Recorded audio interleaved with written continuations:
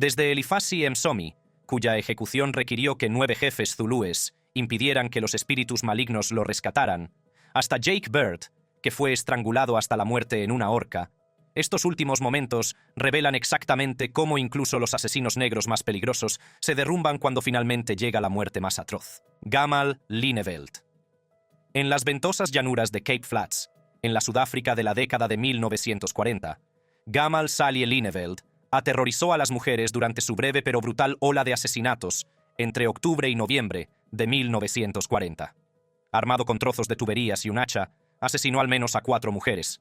Pero lo que hizo que su caso fuera realmente extraordinario fue su desesperado intento por evitar ser capturado. Se cortó el pulgar izquierdo para impedir que lo identificaran por sus huellas dactilares. Este espantoso acto de automutilación resultó inútil cuando las autoridades lo identificaron gracias a las huellas de las palmas de las manos, el anillo de una de las víctimas y otras pruebas. Tras confesar durante el interrogatorio, fue condenado a muerte el 10 de junio de 1941. Pero la ejecución de Lineveld destaca por su contexto histórico, su espantosa preparación y la precisión científica de su método. Las fuentes difieren sobre si fue ejecutado el 9 de julio de 1941, a los 22 años, o en 1942, pero el método fue el mismo, la técnica de ahorcamiento long drop, de influencia británica, que había revolucionado la eficiencia de las ejecuciones en todo el Imperio Británico. La preparación de la ejecución de Lineveld debió de ser metódica y escalofriante.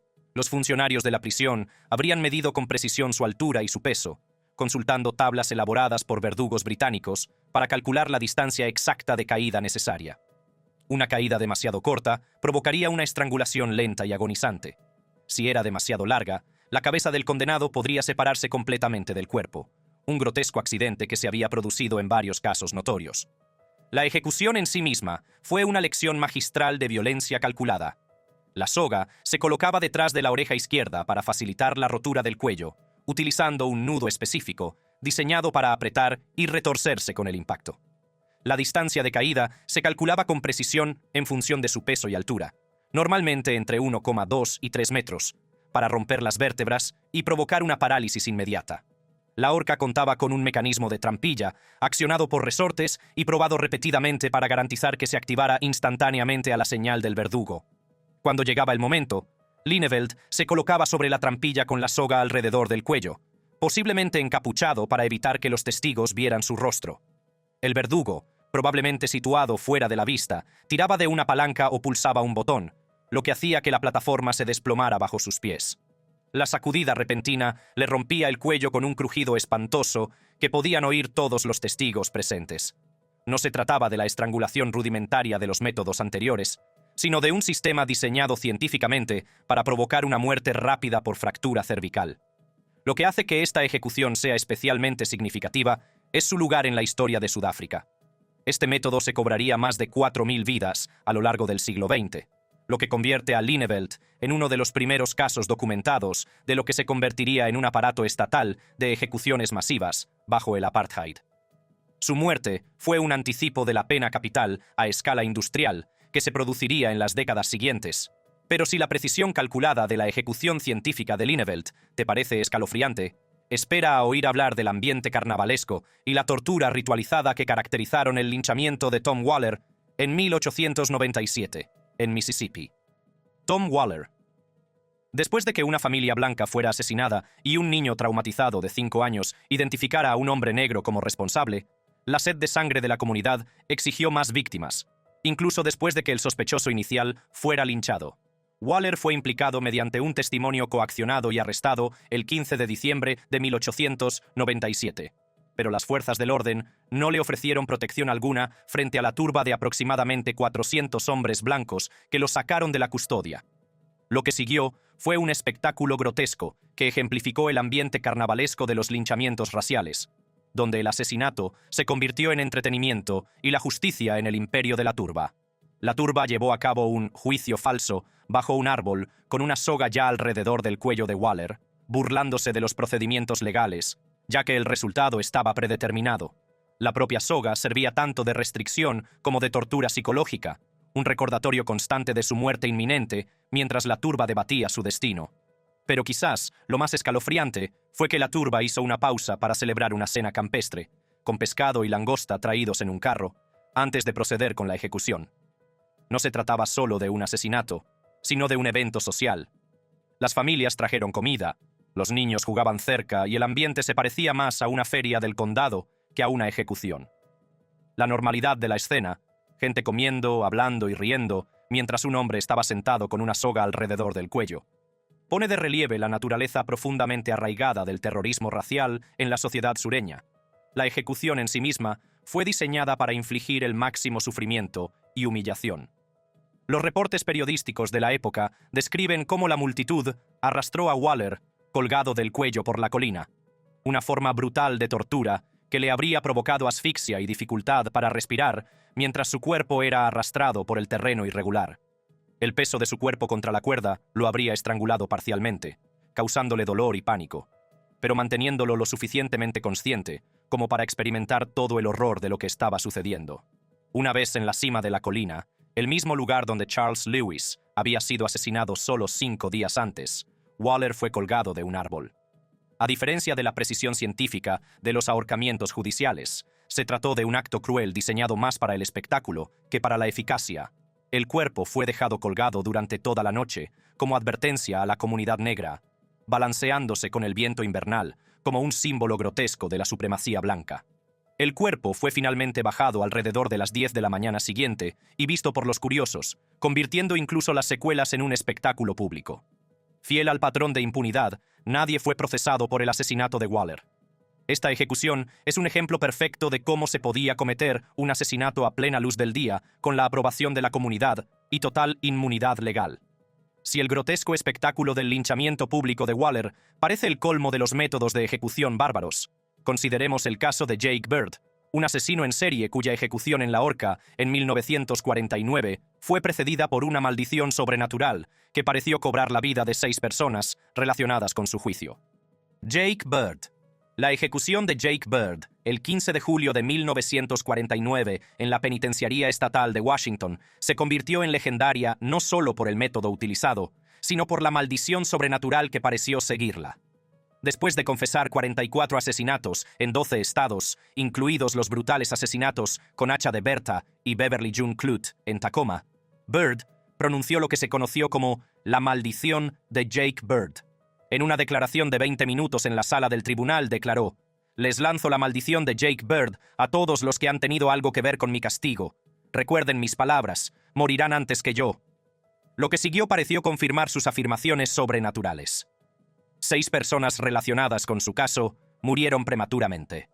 El juez del juicio, el taquígrafo judicial, el investigador jefe, su abogado, un secretario judicial y un guardia de la prisión, todos ellos en los meses siguientes a su juicio. La ejecución en sí fue un asunto minuciosamente planificado que puso de manifiesto la fría eficacia del sistema de horca del estado de Washington. Bird fue conducido al patíbulo a las 12:20 de la noche, donde fue preparado para la horca. La ejecución en sí fue un asunto cuidadosamente planeado que puso de manifiesto la fría eficiencia del sistema de horca del estado de Washington. Bird fue conducido al patíbulo a las 12:20 de la noche, donde fue preparado para la técnica de la caída de la horca. La horca de la penitenciaría del estado de Washington era una sofisticada máquina, con un sistema de trampilla accionado por resortes que había sido probado y comprobado, para garantizar un funcionamiento instantáneo y fiable. Los funcionarios de la prisión habrían pesado y medido a Bird de antemano, consultando tablas detalladas para determinar la distancia óptima de caída. La caída se calculó en aproximadamente 1,5 metros, basándose en su peso y altura, para garantizar que la médula espinal se seccionara al instante. Si era demasiado corta, se estrangularía lentamente. Si era demasiado larga, podría producirse la decapitación, ambos resultados considerados fallos del proceso de ejecución humanitaria. La soga estaba fabricada con precisión científica, con un tipo específico de nudo colocado para romper las vértebras cervicales al impactar. Bird habría sido colocado sobre la trampilla, con las manos atadas a la espalda, posiblemente con una capucha negra sobre la cabeza, para evitar que los testigos vieran su rostro durante los estertores. Lo que hizo que esta ejecución fuera especialmente dramática fue el momento en que se produjo y los testimonios de los testigos. Un capellán de la prisión comenzó a leer la declaración preparada por Bird en la que expresaba su perdón, pero la trampilla se abrió a mitad de la lectura, cortando incluso su último intento de redención. La voz del capellán se vio interrumpida por el repentino ruido metálico de la trampilla al abrirse, seguido del espantoso golpe de la cuerda al tensarse y romperse el cuello de Bird.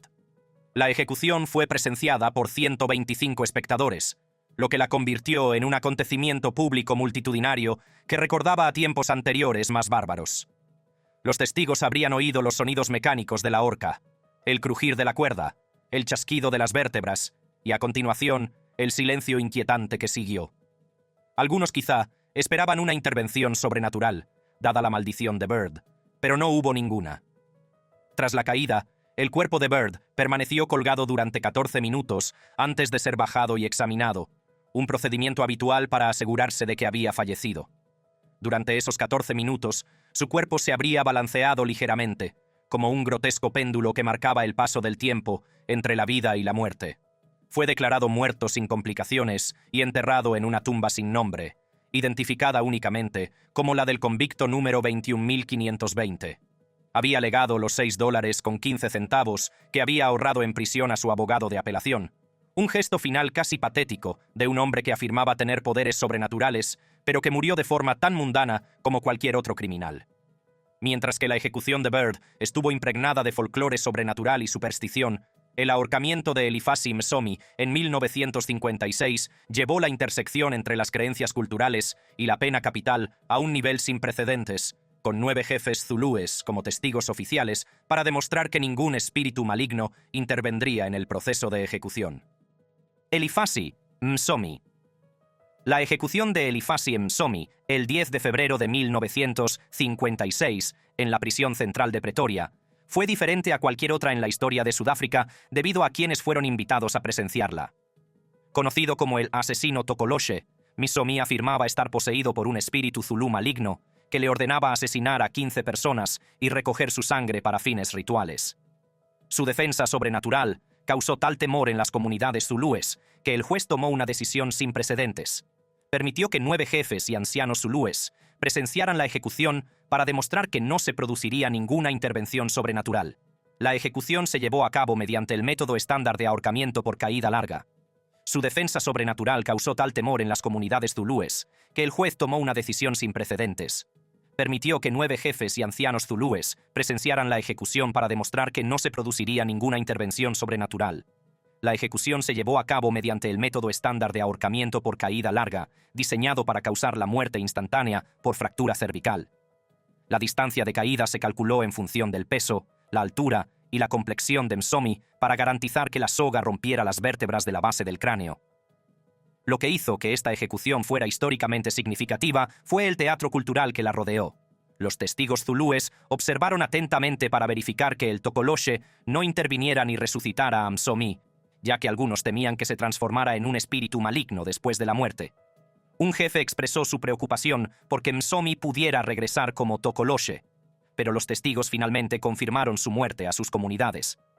Las ejecuciones se llevaban a cabo normalmente al amanecer, y los prisioneros eran preparados de antemano en la olla, la celda de los condenados.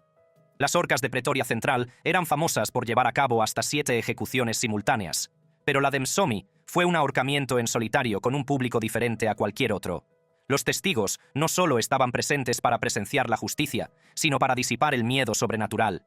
Si el ahorcamiento de Msomi, de gran importancia cultural, parece una ejecución inusual, el caso de Edward Earl Johnson, un hombre potencialmente inocente que murió de forma agonizante en la cámara de gas de Mississippi, lo es aún más.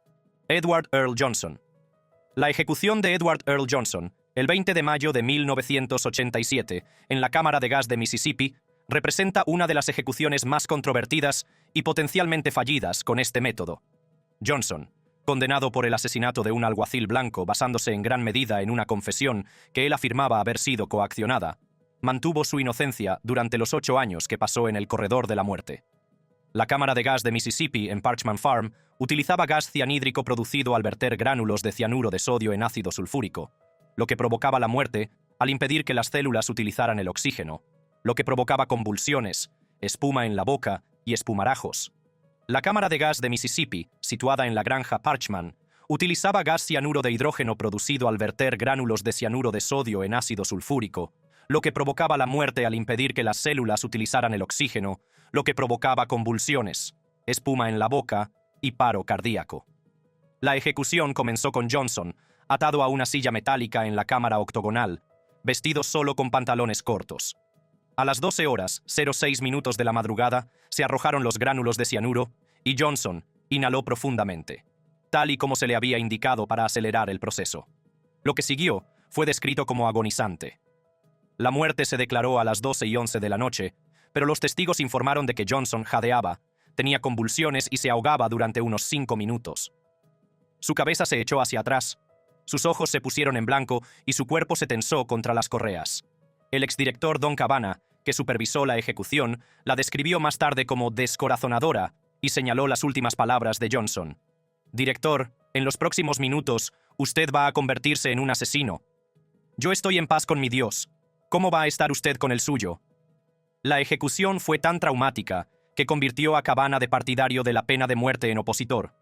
Las ejecuciones en la cámara de gas solían durar entre 10 y 18 minutos y eran criticadas por causar una agonía prolongada, lo que llevó a Mississippi a cambiar a la inyección letal en 1989. Por horrible que fuera el prolongado sufrimiento de Johnson en la cámara de gas, Timothy Wilson Spencer eligió el brutal espectáculo de la silla eléctrica en lugar del método más nuevo y supuestamente más humano de la inyección letal. Timothy Wilson Spencer. Timothy Wilson Spencer tiene el triste honor de ser la primera persona en la historia de Estados Unidos ejecutada basándose principalmente en pruebas de ADN. El estrangulador del sur asesinó al menos a 4 mujeres en Virginia entre 1984 y 1987, atándolas con ligaduras y estrangulándolas en sus casas.